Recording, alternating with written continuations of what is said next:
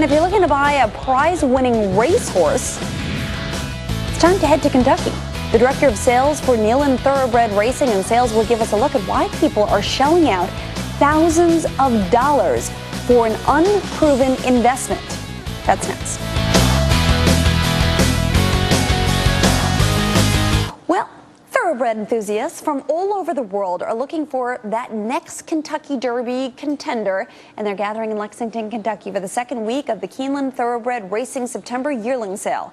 But the down economy looks to be taking its toll even on the sport of kings.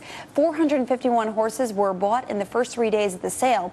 That's down from 570 last year. For a closer look at the sale, I want to welcome in Geoffrey Russell. He's the director of sales for Keeneland. Good morning, Mr. Russell. Good to have you. Good morning, Lex. It's nice to be with you.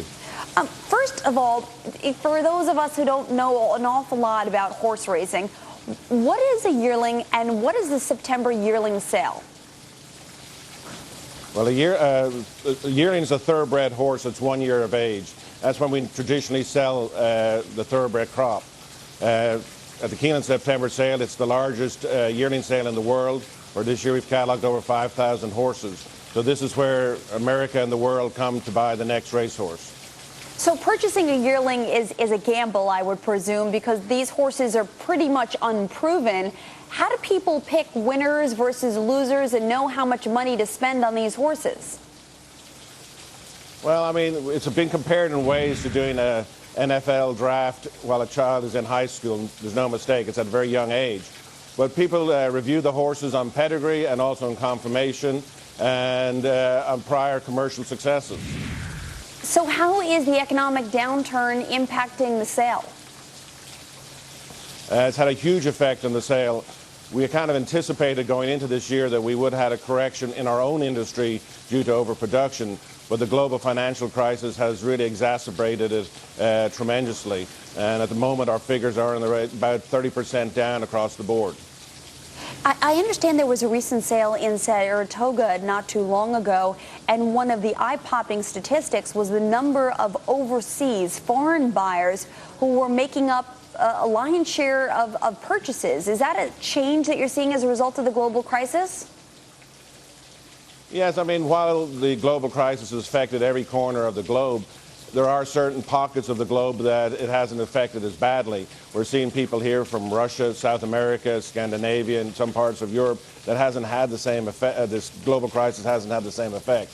So, and as the sale continues on, we'll see people from Mexico, South America, Central America, who will come here and try and find horses to bring home. The American Thoroughbred is a very popular horse worldwide. So a yearling, what does an average yearling go for, and how much money is exchanged hands each year at this sale? Well, traditionally, an average yearling, it depends on what segment of the market you are. I mean, at the top end of the market, it could be anything as much as $300,000, and at the lower end, it could be in the $20,000. So that's where the Keeneland September sale comes in very useful for a buyer, that no matter what level of the market you want to play in, we have a horse for you. Overall, last year's sale was in the high $200 million range. This year, it'll be about a third of that. Wow, so it's a lot of money that's exchanging hands. You know, I presume in an economic downturn, you contend that buying a horse is still a good investment. Tell me why it does make sense. Well, I mean, buying a thoroughbred is a lot of fun. There's no mistake. Thoroughbred racing is a great family sport. You can get a group of people together. It's very social. And to win a race, a marquee race like the Kentucky Derby or the Breeders' Cup race, I mean, is a great thrill for anybody, be at whatever level they are in financially. So a Mind That Bird or a Rachel Alexandra, when you factor in the costs of raising that horse, the stables, the feeding, the training, to create a real thoroughbred racer, how big an investment is it, and what could the potential payoff be? I mean, there's no mistake. It's a huge investment. The commercial thoroughbred breeders here invest millions of dollars in raising these horses, and then they sell them, and then they go on to the races where they have the ability of making money. Then they go to stud, where a stallion prospect can generate $500,000 of breeding. Wow, pretty impressive. Well, Geoffrey Russell, thank you very much. I'm so glad you're indoors because I can hear that pouring rain outside. And best of luck with the sale. Yeah, I appreciate it very much. Thank you.